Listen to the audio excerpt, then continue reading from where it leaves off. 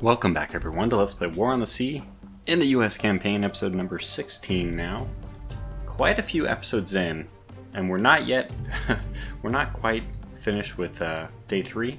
Very close to it. I've given orders off camera this time. They're all the same orders. Basically a continuation of all the orders from last time, but I actually had to give them all again. And another exciting thing, as we let time progress in the background, I've renamed all my task forces. So now I've given them all a phonetic name using the World War II American phonetic alphabet. I guess it was the Allied one, shared. So we have Able is our ASW. We have Baker is our first carrier task force with Enterprise. I renamed her Task Force 6 now. I put CTF just to quickly distinguish, not that it really needs any distinguishing because the icon, but carrier task force. We have Carrier Task Force Dog, which is with the Hornet. Charlie is our recently successful Cruiser Surface Action Group. And I think that's it. Oh, and I've renamed Convoy Able to make Convoy Zebra. So we'll just go backwards from the phonetic alphabet, and I'll see if I run out of letters. If I end up with more than 26 of these task force and convoys at the same time, I'll have to invent something clever then, but for the time being, I don't think that that's going to be a problem. Okay, so we have something with the Kingfisher spotting the merchants. Yeah, now my submarine is obviously perfectly in position to take out these merchants, except for the fact that these merchants carry from a torpedo standpoint, that's completely correct. But from a surface gun standpoint, these merchants are like insanely laden with very potentially damaging guns. So we unfortunately we cannot risk a surface engagement with them. So we'd have to use torpedoes, and I would just really much rather have my surface action group take care of these convoys, which should be pretty slow. So we're going to ignore that for now. I don't know if the Triton is actually fast enough to stay out of the way of this merchant. And I'm pretty sure, unfortunately, that they'll get sucked into any event with the surface action group, but we'll do our best anyway. So just to give you to take stock of the situation, put ourselves back into the role-playing immersion. That battle, the surface group fought, takes 0 time on the strategic map, which means that they're off and running by 10 o'clock. Now, we'd like to abstract that or roleplay it somehow. That's not the case. I imagine such a battle would have taken... that could have been over pretty quickly considering how decisive it was, but I'd still like to imagine it took an hour. So we'll just pretend that that was built into the role-playing series of events. Thresher's almost on station now. I do have my Gato moving, and we're ever so close. If we wanted to, I'm sure the Triton could just stop and engage the merchants. However, the surface action group should be much... I can just call him Charlie. Charlie should be much faster. Triton is pretty slow, but I think it's probably the same... Oh, no, about the same speed, it looks like. Is Charlie catching? I don't know. All the rest of our floatplanes are trickling on in.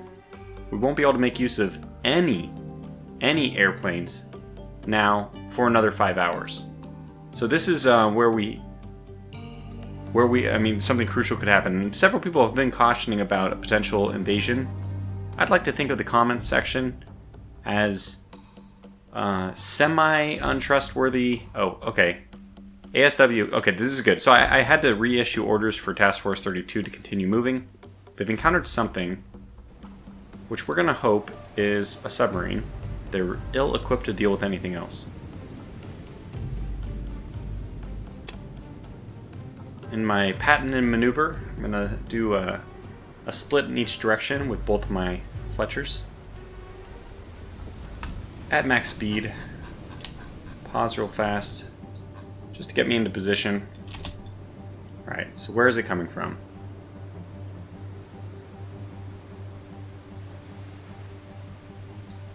Oh, there it is. Okay, so Fletcher, I'm going to have you straighten up almost immediately, because I'm pretty sure that we're going to be okay.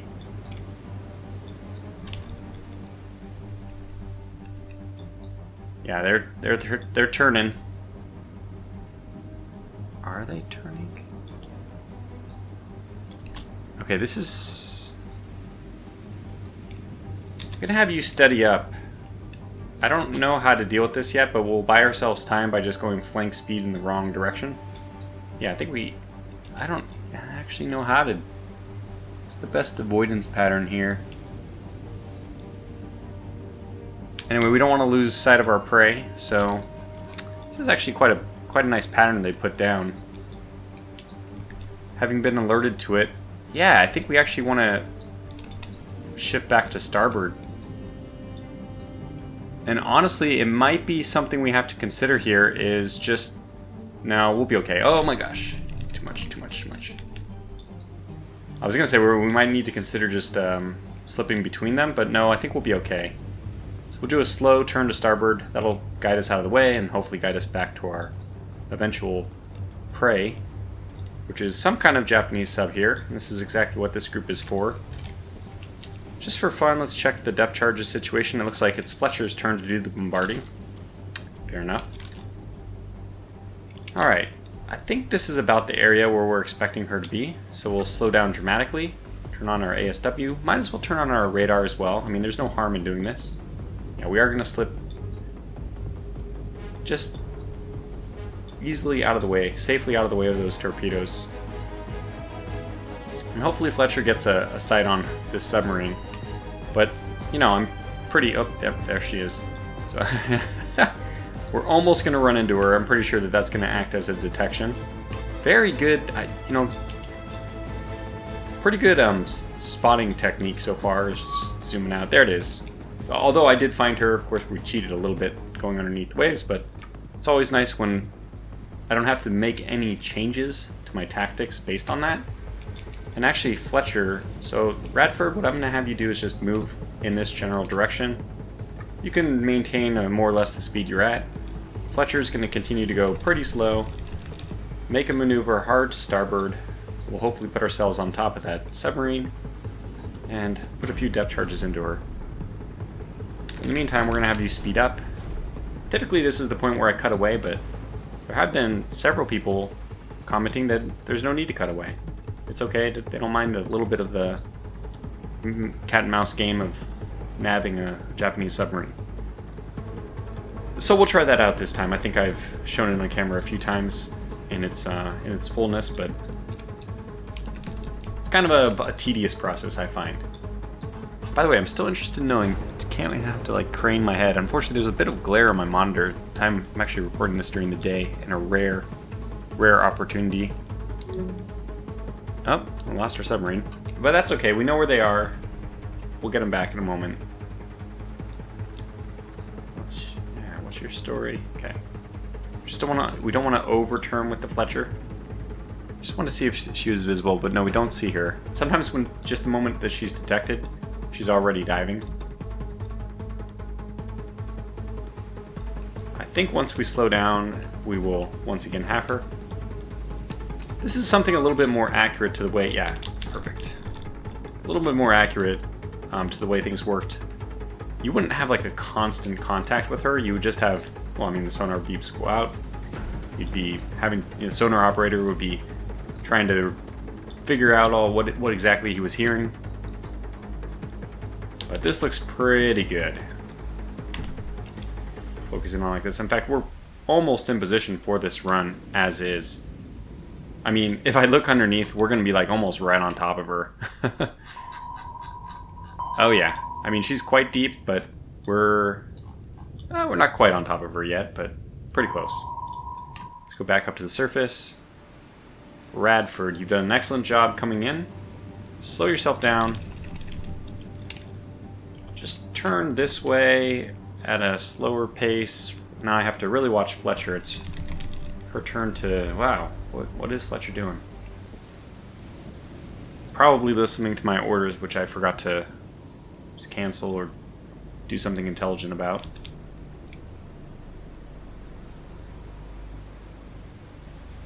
We'll ready our depth charges. I like to do groups of 3. Minimum, if I could do even 3 seconds for my depth charge drops, I would. Slowing down that turn a little bit more. Well, actually, I mean, we kind of want to whip that tail around to get it onto the target. Slow down a little bit to buy us a little more time as well. Okay. I was just checking to see. It would be really great if time compression was available, but it's not. Now, probably time to start coming back around.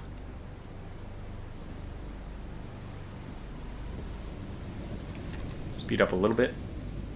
I overshot, overcorrected. So I could drop now, but we would miss her. Sadly.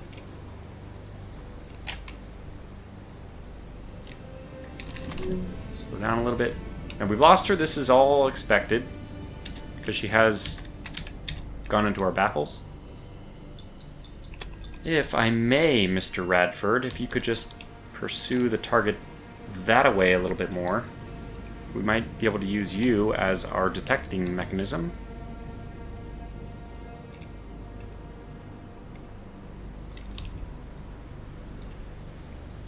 Fletcher should be just right overhead.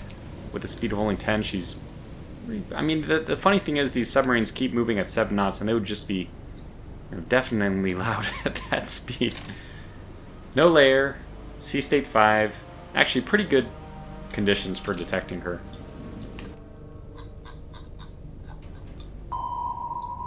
We're in decent shape.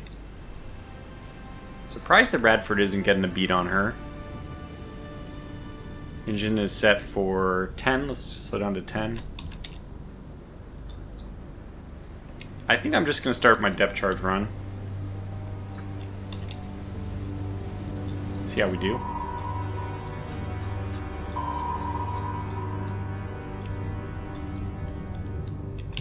It says I'm turning hard to the left. Anyway, it looks like these are going to be like really good. Oh yeah, really good. Definitely really, really, really good. That one's looking good. Another direct hit. And it looks like a third direct hit. Oh my gosh.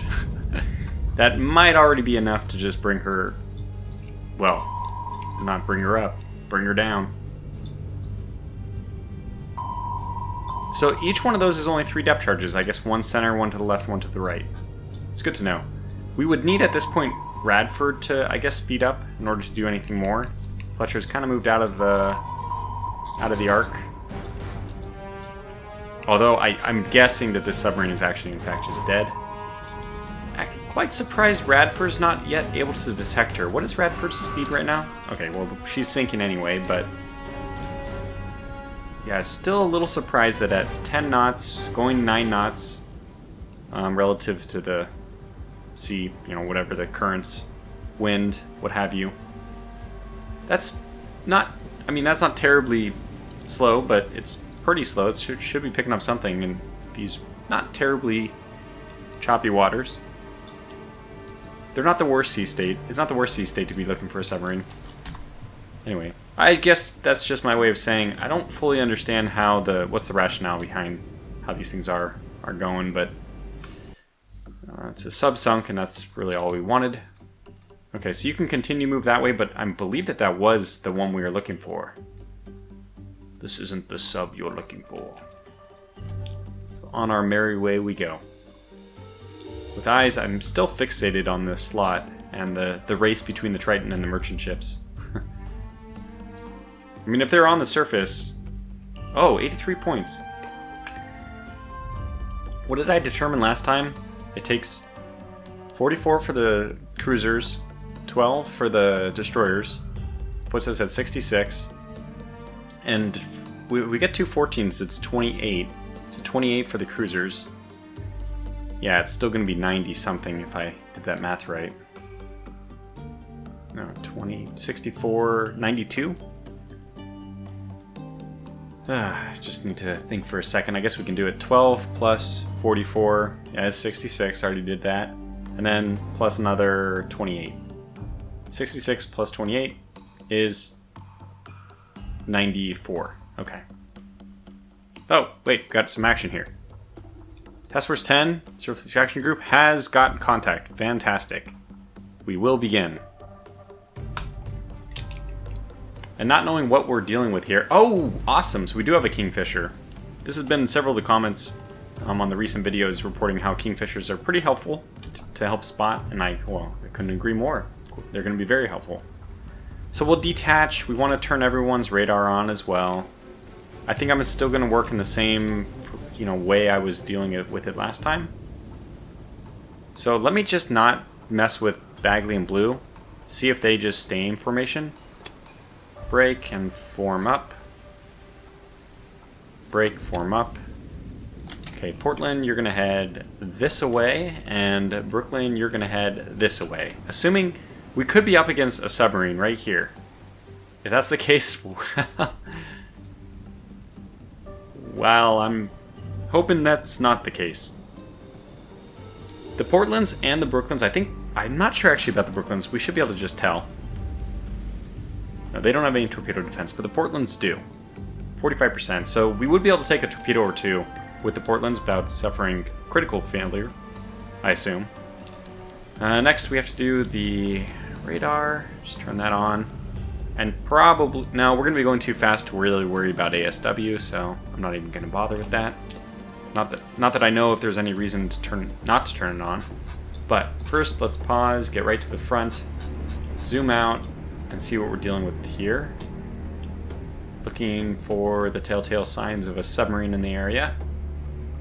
Not what we expect for sure, but it's possible. And the prudent admiral would be cautious about such things. I'm liking that we're not seeing that. That's for sure. Okay, so that's a good sign. I would have expected to see torpedoes in the water already. Okay, I'm gonna go ahead and we'll continue to roleplay that the destroyers are concerned about such a thing, but I don't have to focus all my attention on that then. And that's nice. Speeds. Well, I do want higher speeds because we just want to peruse these areas as fast as possible, get the transports. Transports, believe it or not, can actually pound things pretty well. Let's take a look at our damage control from the last battle, see if there's any damage at all. Yeah, none. Actually, completely repaired. Isn't that nice to see? Alright, so we're really going to probably rely on this Kingfisher for some of our work here. Let's have the Kingfisher cover a little bit more to the north, assuming that the destroyers can kind of cover a little bit more, well, I mean, cover north of her, which is northeast, I should say, of our carrier, for our cruiser group. And I think with that, we've seen the scouting before. If this is something other than a convoy, I will be very surprised. So what I'm planning to do is go hunt down whatever it is that's brought us into the battle here, and then I'll bring you back for the actual fireworks. Lo and behold, we have a radar contact, and it does appear to be indeed those two transports. So I have a weird decision to make here from the perspective that I did launch a lot of our our HE. So we'll probably end up engaging these people with AP. That's because we just have a lot of AP. In fact, what I want to do, what I'm going to do, in fact, not just want to do, but going to do, is I'm going to send the Brooklyns up to deal with these with AP, and that way we preserve our heavy cruiser ammunition for potential bombardment missions. Now, one thing I don't remember, I think it said it in the tutorials, but I'm not sure. Bombardment missions have a chance to reduce enemy airfields and seaports. Do they also have a chance to reduce troop numbers? And I think that they have a chance to reduce supply, but is that the case? Anyway, as I contemplate these things, we'll skip ahead a little bit. Well, I think that things are more or less going to be coming to a head here, so I have the Kingfisher overhead now. The Portland has just mere seconds ago, and I think not, since it's paused, I don't think any seconds ago in game time, or in like the game world.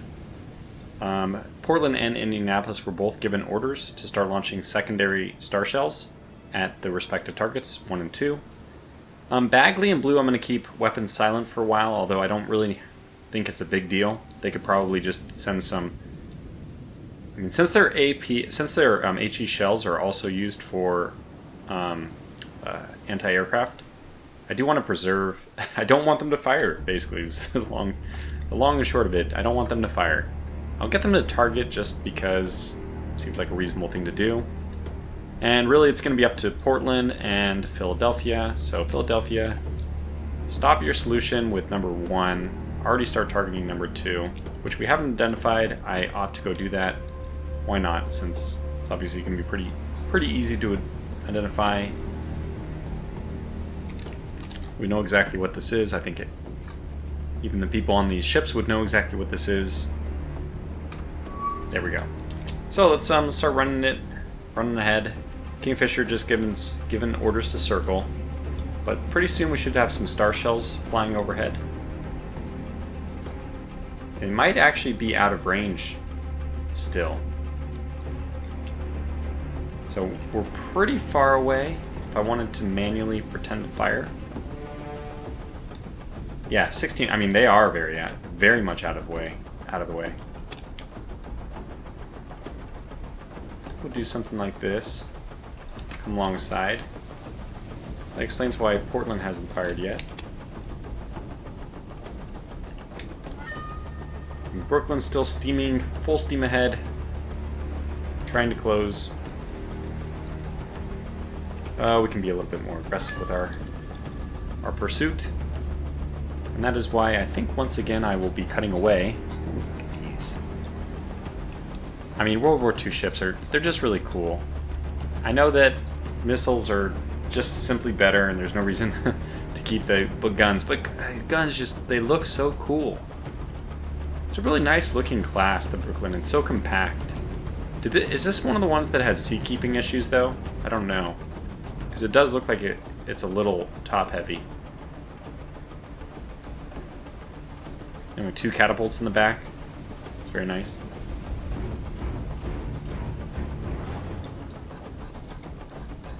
Close on in. So Portland, what's your second gun range? It is 14,000. Target is still 17,000 yards away. Yeah. So we have a ways to go before we can close in. Before we can fire, I should say. Oh, okay, target's actually getting closer for the Brooklyn. Now, what's your secondaries at? Your secondaries probably can't fire from as far away. Also 14,000. Our 6-inch guns can actually fire away already. So I wonder... How many star shells do we have for our secondaries? A lot. Oh. A lot on our port side. Which happens to be not the side that's facing the enemy right now. Did we just start engaging? Because things slowed down. Am I going to assume that star shells are starting to go out or something? Well, their speed is 15. It's pretty good. They're hustling along. And I don't blame them, considering they're being pursued by a cruiser group from an enemy force. Wow, I mean, I think that I could, if I wanted, just start doing spotting rounds. I could probably do some manual fire. How poorly would that go? Okay, how many star shells do we have? We have quite a few, so let me just put some star shells manually on target.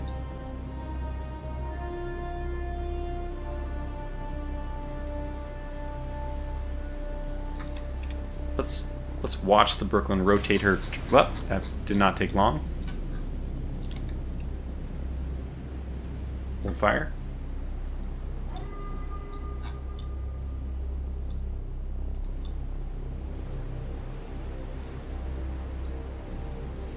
Look at that travel time. I don't know if they've gone off. I don't think so. Sure it's taken a while.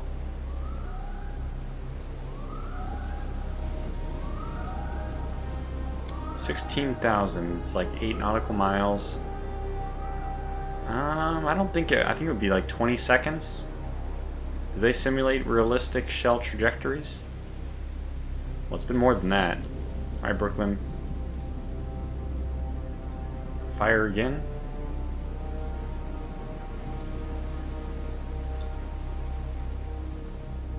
Oh, yeah, we missed long. Okay. Fair enough.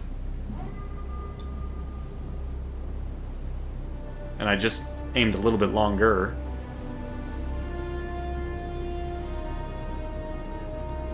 Okay, hold.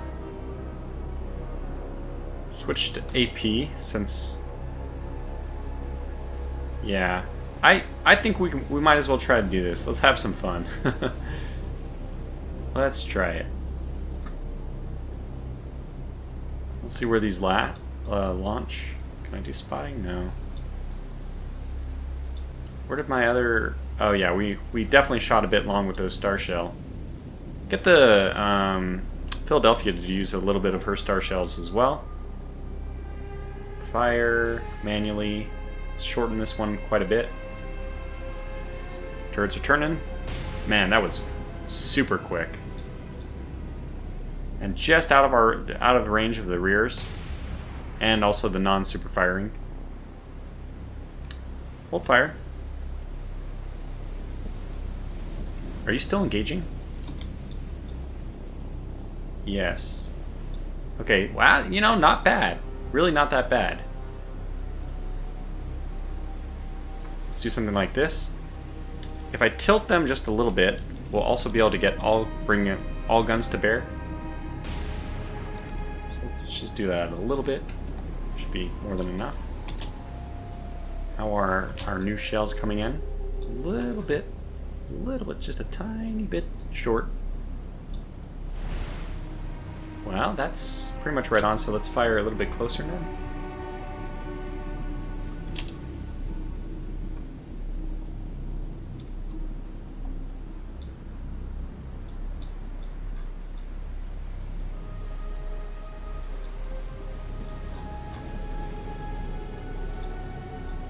Oh my god, we're still putting up star shells. Thought I told you to oh, it might be the other ones.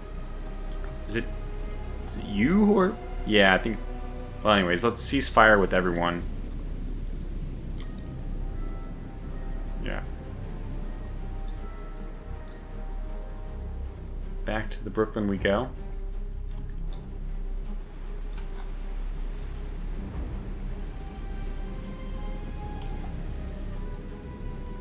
No, not star shells. Oh my god, that's why.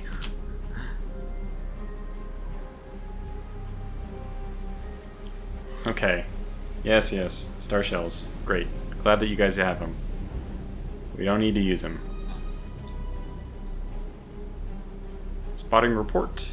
Shells should be out now.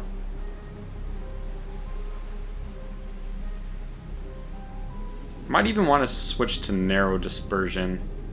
I think I'm going to get it just right. AP is out. Saw the reloading. Okay, short and behind. It's good info.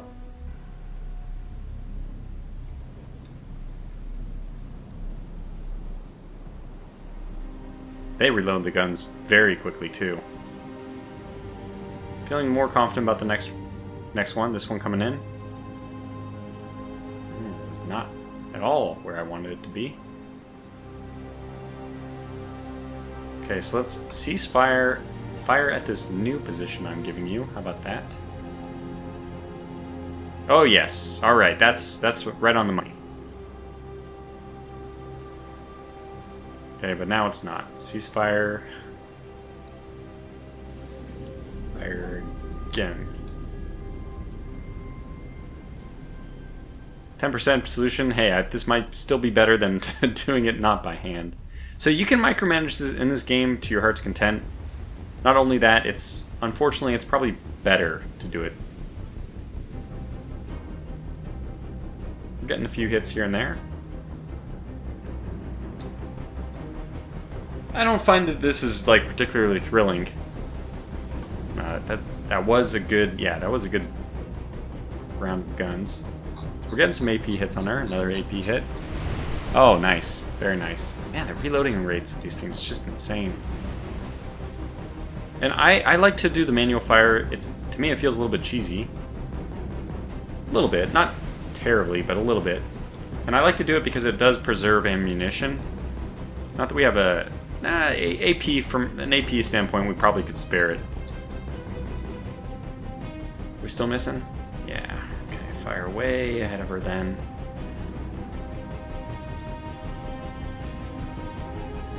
Okay, rounds are out. Ceasefire.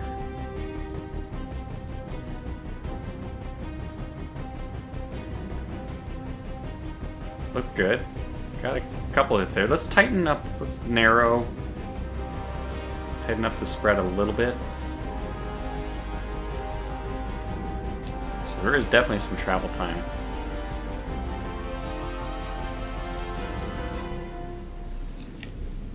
Kingfisher, yeah, the transfers are moving pretty quickly. Enough so that they moved out of the circle our Kingfisher was making. How are you doing, Brooklyn? Still engaging? Okay. She should be walking right on into that shell splash. Okay. There's a couple more hits. Would AP be overpenning? I feel like with 6-inch guns they wouldn't.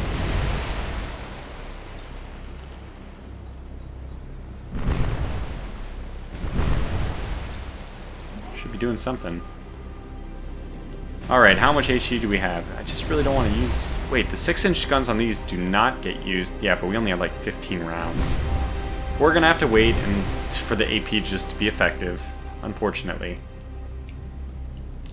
Okay, so number Philadelphia, you're targeting that one. Let's first put some star shells over here, I guess.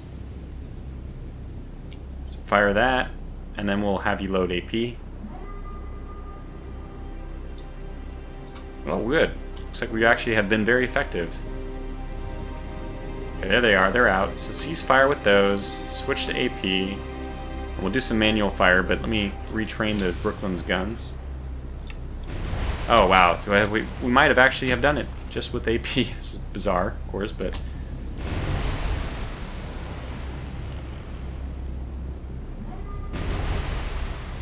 Probably do something like this. Looks like she's dead in the water. Probably already going down. So let's aim right there. I did tell you to cease fire. I mean, maybe those rounds were already in the air. But you, my friend, need to stop cease firing your... Who is still firing? Cease fire. Cease. Cease and desist with everything. Oh, is it secondaries, maybe? Cease. 2, cease. 1, cease. 5, 1, cease. Okay. Yeah, she's a goner. That's good. You've done very well, Brooklyn. Now let Philadelphia do her own target practice. To me, this doesn't seem like very compelling content, but people have just in general been asking to see all these little things. So here we go. We'll lead a little bit. Knowing shell travel time is a factor. Okay, let's cease fire and wait to see how that one comes.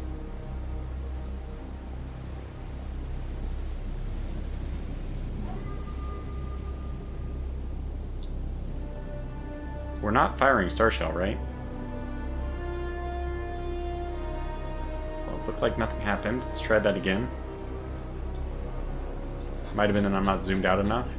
She's definitely under... Oh, okay, that was perfect. Oh, yeah, okay, we found the range. That was quite good. We'll let another one of those go. Retarget.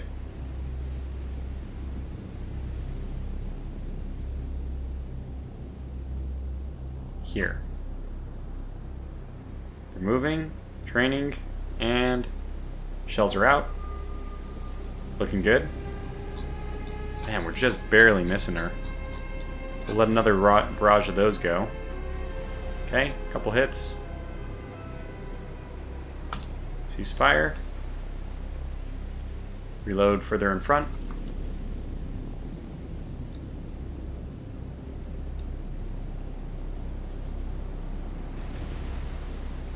There we go. Really finding the range nicely with the second one.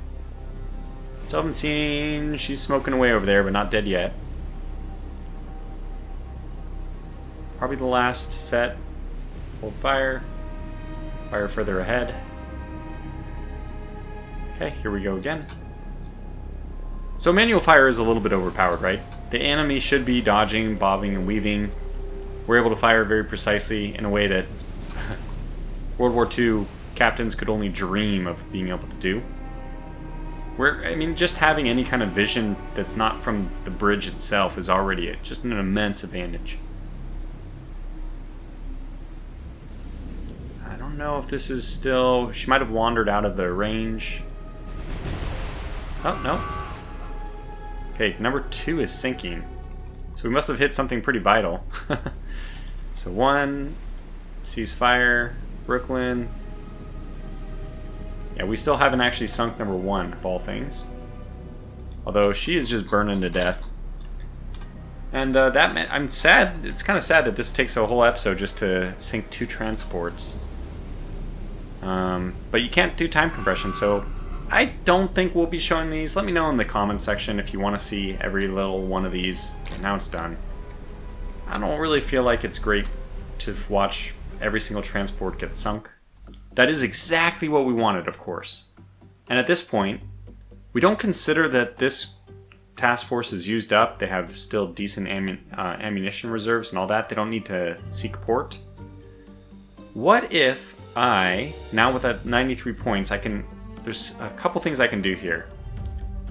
I think what I want to do is send this SAG back to Port Moresby, where they can resupply.